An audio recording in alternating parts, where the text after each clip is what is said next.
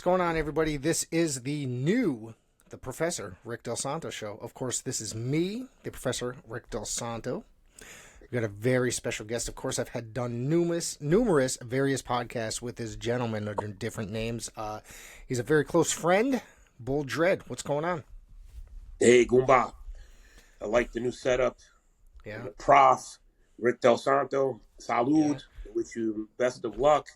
Thank you. It's always a pleasure to be talking wrestling and life and whatever bullshit else comes up. Yeah, well, we talk quite a bit about life and such. Did you see? Let's see, what is it? Did you hear the Iron Maiden news of today? No. The what's his name? The original singer died. Paul. Yeah. I saw a clip. Yeah. What's his name passed away? The original singer. Yeah. I just Paul Diano. That's right. I literally just watched something, and I wanted to bring that up on the show. What do you think? Were you a fan of him in that era of Iron Maiden? I know you were kind of a metal guy. Yeah. Yeah, I didn't start listening to metal, I didn't start realizing who Iron Maiden was until Bruce Dickinson. Probably one of my fondest memories of who Iron Maiden was the seventh son of the seventh son, or some. Yeah, is that what it's called? Mm-hmm. Can I play with madness? That was like one of my first songs that was ever introduced to me that I watched on Headbangers Ball. That's how I got into Iron Maiden. Yeah. Headbangers Ball is very influential on people such as our age, I guess you could say. Yeah, well, that's what introduced us to metal music. I mean, it was like, to us in that time, it was like waiting to stay up till midnight. You would record it or set your VCR to record it the same way we would do to try to stay up to watch ECW on Saturday nights. Or Saturday night's main event, whenever that aired, growing up. Yeah. Headbangers Ball was, I think, that was 2 hours, midnight to 2 a.m. every Saturday night. And I would, I think, during that time, I was actually able to stay awake that late. So it was kind of enjoyable and fun. It wasn't like I was old enough, I guess, to stay awake that late. And it was always on Saturdays. If it was Sunday, I probably would have had to go to bed earlier, but I always recorded like 120 minutes and stuff like that, which was the Sunday, which played all the alternative music on Sunday nights, Yeah, I remember. It was so good. I used to go crazy. You'd be able to set up your VCR to record stuff. I used to record like Charles in Charge or 90210 or any shows that I couldn't watch. I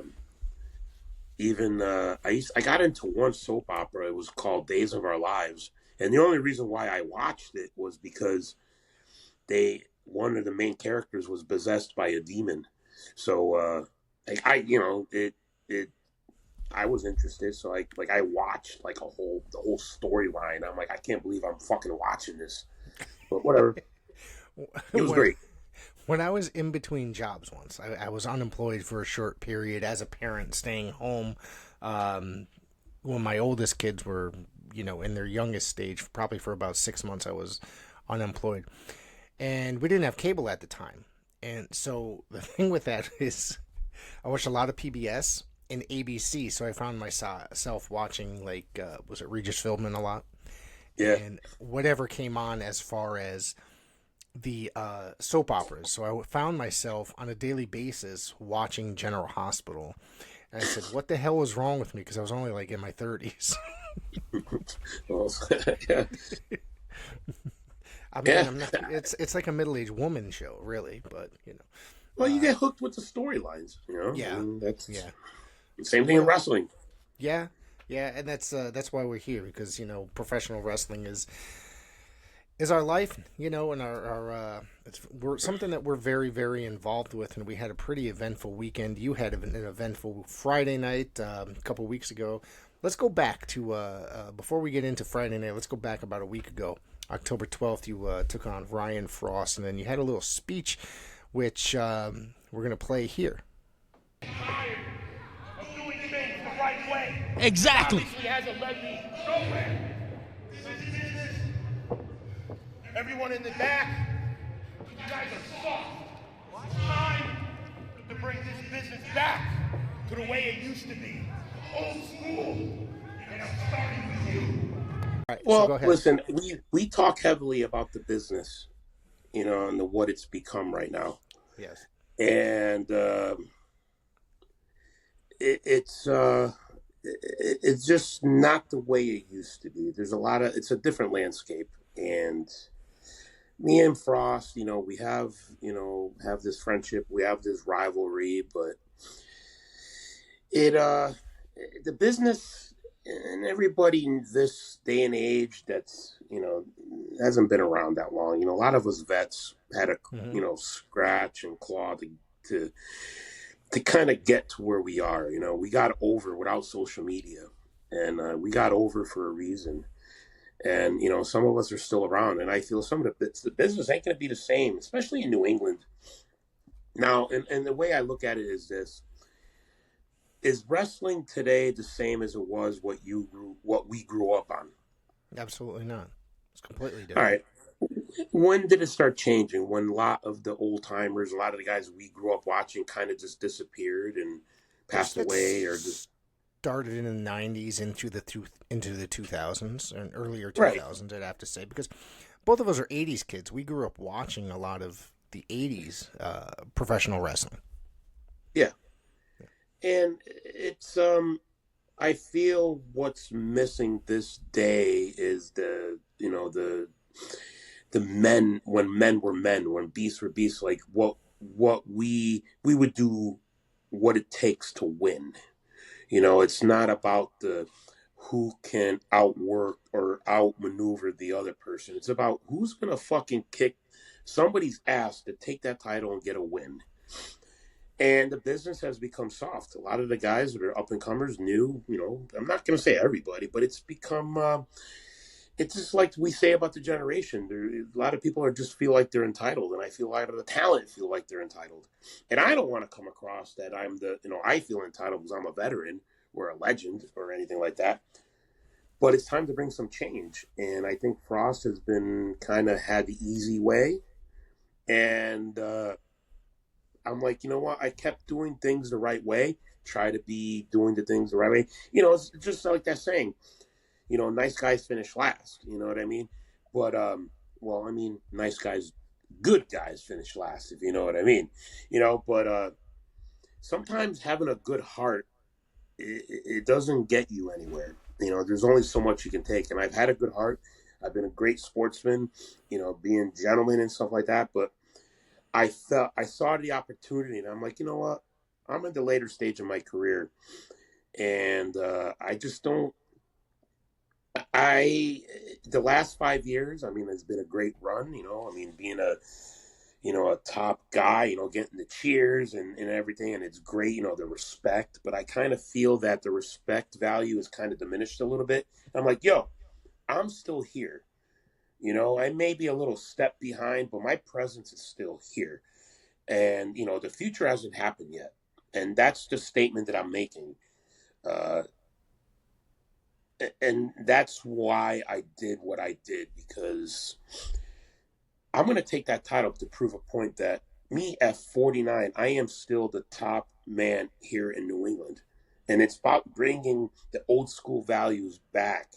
Professional wrestling, blood, sweat, and tears, not fucking high spots, this and that, just talking shit, but not be able to back it up. I'm a fighter. I'm a dog. I'm a beast. And that's why I did what I did, because friendship is aside, now this is business, and this is my legacy that's on the line right now. And I'm just adding to it. They're just beginning.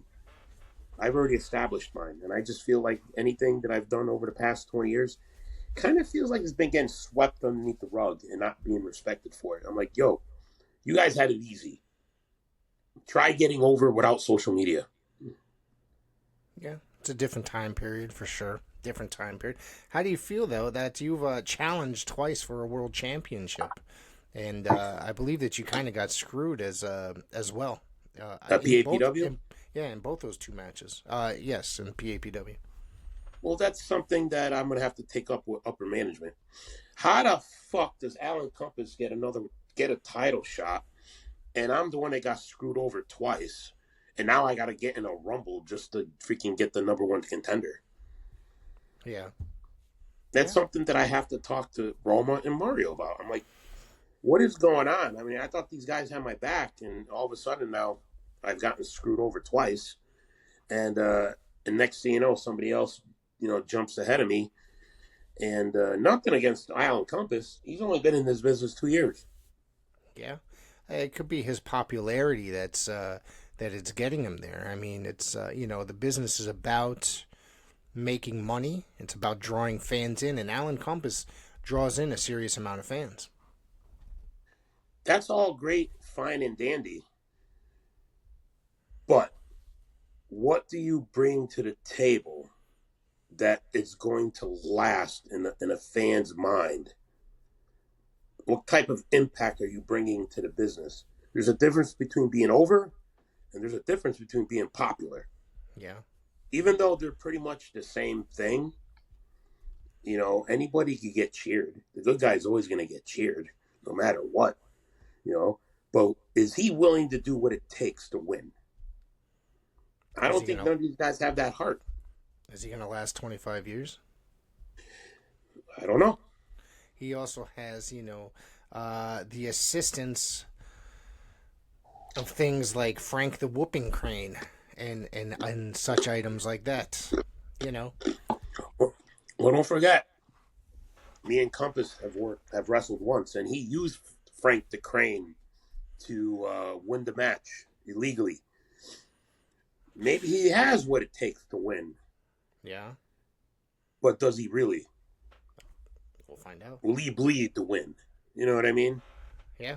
Yeah. I mean, he's still young in his career. Now, I spoke with him the other day. He's only been in this business for 2 years. I thought there was at least another year or two on that. But so I thought it was at least 3 or 4. So maybe I was mistaken. So wait till about 15 if he makes it, and see what type of impact is he left.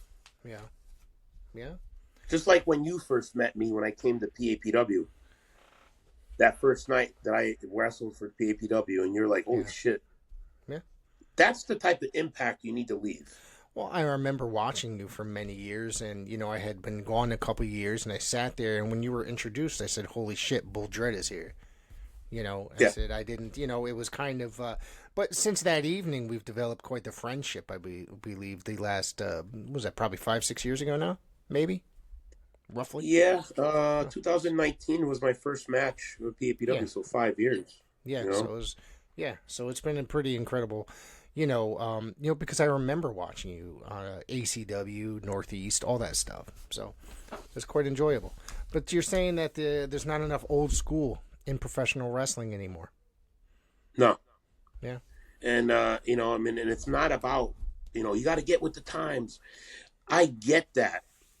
It's, but I blame, companies like Ring of Honor, Beyond, which went on to becoming like AEW right now, which is pretty much super indie with people with contracts.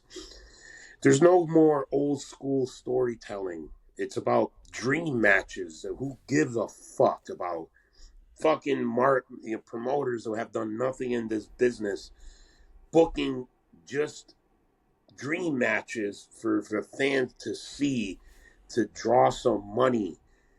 Every show should be booked like telling a story, just the way a match should be booked, telling a story. Matches for the sake of booking matches, dream matches that the promoter wants to see, not necessarily, the fans in general. It's what the promoter wants to see because it's a dream match that main person wants to see, right? Right.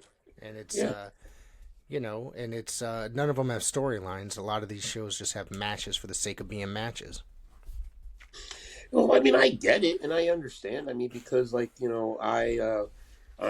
put myself in that position of booking like a show, and I'm like, all right, which guys would I use? You know what I mean? So like, I kind of think that in that perspective, like I said, put myself in their shoes. But here's the difference: I'm a worker. Some promoters have never stepped in the ring. Right. I feel anybody could do. A good worker should be able to do anything. Will be able to do anything. Anybody that's just been a friend of somebody that's in the business only sees that end and inserts himself, and like all of a sudden I'm in the wrestling business and I'm booking a fucking show. And it's like a popular, it's like a it's like a society where people have a secret handshake. Those are the guys that get booked. Right. You know what I mean? Yeah. I'm long gone being bitter about all that crap. I just know that my presence is still known here. And until I decide to walk away, the future hasn't happened yet. I'm still the old dog that's here. You know what I mean? Like, I feel like I'm, not to bring myself up to the Undertaker's level, but I'm that dog right now that you need to. It's like almost me giving you the thumbs up, like, yeah, you're good. You're the future of this business, and I don't give that to many people. Because I tell kids in the locker room now, look around every locker room you go. Maybe about 80% of you will not make 20 years in this business because they get discouraged because they're not where they want to be, or they feel they're so much better than what they are. They're not getting what they deserve. Then they get discouraged and they walk away. So then you're doing it for the wrong reason. Yeah. Who is there anybody out there in this generation that you think's got it as far as that goes? Brad Baylor. Yeah. I think he has it. And the young kid right now, Jeremy LaCroix. He's very good. He's very, very good. And he's got the attitude, I think, too. I saw a clip of him from TOS the other night, and he's a young, hungry heel. Somebody that I can take under my wing. Yeah. Wow. You think you could? You think that you'd like to get in the ring with him and compete against him? I think it'd be a pretty interesting matchup. I'm all for any fight with anyone. Yeah. Did you listen to the podcast I did with him about a month ago? No. No? You should check it out. He's quite entertaining. Okay. Yeah, you should check it out. Yeah. Well, he's entertaining. We've had our exchanges, me, him, and Mikey. Yeah. I think it was his father that, had some comments for me one time at the Armada Brewery when I was cutting a promo. I didn't forget about that, Jeremy. Jeez. Wow. I'm looking forward to that. So, are you competing in the Rumble this Saturday? The Rumble in Paris, yes, I'll by the be way, at the Rumble this Saturday. PAPW. That's PAPW. That's 662 Co Avenue, East Haven, Connecticut. Rumble in Paradise. You're gonna want to come by and watch it. It's gonna be a fun event. What is your position on that show so far? I don't think I've seen it. I'm in the Rumble. Okay. I'm in the Rumble. Then it leads into Diesel. Into Diesel Mania. It's not called Diesel Mania anymore. It's called Mania at Mania in Paradise. Mania in Paradise at the JCC. But I have I got a busy schedule. Again, like I said, I'm wrestling more this year than I was last year. And last year I was saying the same thing about the year before. This Saturday, PAPW, and next weekend I'm actually off. I actually have a weekend off. November 9th, I'll be in New World Wrestling Extreme. November 16th is PAPW. November 23rd is Tough and Talented. December 5th is CXW back at Legends, where I'm going to take on Nate Nastic and get revenge on him in a Bristol street fight, bring it back hardcore. December 6th, I'm going to be at Lit. It debuts in Springfield, Mass. Then December 14th, Vanguard in Bristol, Connecticut, which I think is going to be taking on Ryan Fraust one more time for the title. Wow. I believe. Let's go back and talk about Nate Nastic and CXW from this Friday night. You lost when the referee was distracted. He hit you with a foreign object. He tried to get a foreign object out on you on numerous occasions, but that referee got one away from him, went to go put it away, and he nailed you again, and then ended up rolling you up for the pin. And you challenged him right then and there, right after the match, for that hardcore match, the Bristol Street Fight, which is in December. What was it, December what? December 5th, Thursday night. Thursday night. Yeah, it's a random Thursday night show for us at Connecticut Extreme Wrestling.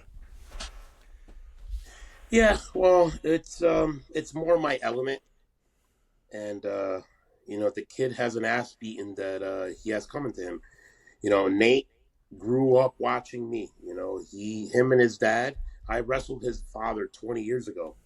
Wow. Now I have nothing but love and respect for gymnastic. I do, but I warned him and I told him to talk some sense into his kid, and Nate didn't want to listen. I got to hand it to him. He brought it Friday night. But he doesn't know who he's messing with. And, he brought out the brass knucks and he got the cheap win. And I immediately got Shay Slater in the ring, challenged, give me my match. This kid wants to go hardcore. I'm going to make him bleed. I'm going to drag his fucking ass all throughout Legends Bar and teach him a lesson that his father didn't teach him when he was young. Wow. You got to respect the legends. You got to respect the veterans. And that's what's missing right now. Not enough respect for us veterans. Yeah, I fully agree with you. I fully agree. I think he's got something coming to him that he's not prepared for, quite honestly. Well, he doesn't know what he has coming. He doesn't know the fire he had lit. It's going to blow up in his ass December 5th at CXW. All right. Well, that's December 5th, CXW. We got a lot more shows coming up. Dredd, I would love to say thank you.